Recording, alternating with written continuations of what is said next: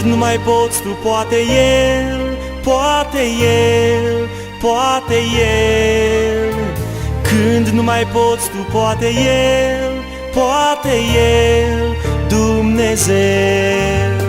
Când nu mai poți tu, poate El, poate El, poate El. Când nu mai poți tu, poate El, poate El, Dumnezeu.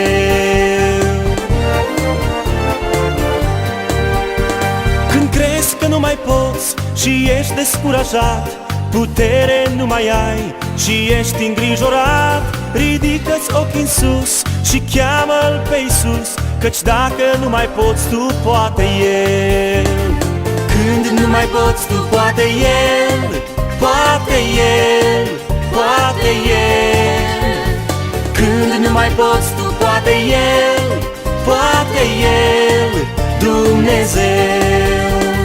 Când nu mai poți tu, poate El, poate El, poate El. Când nu mai poți tu, poate El, poate El, Dumnezeu.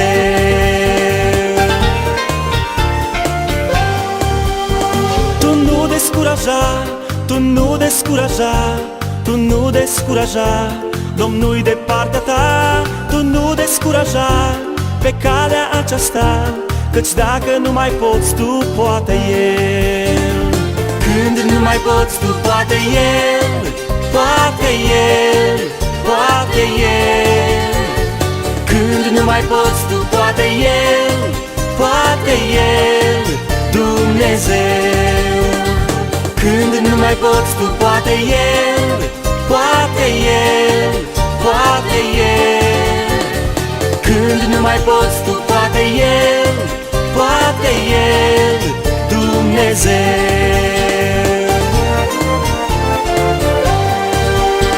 Tu trebuie să crezi, să crezi în Dumnezeu. Tu trebuie să-L chemi în ajutorul tău.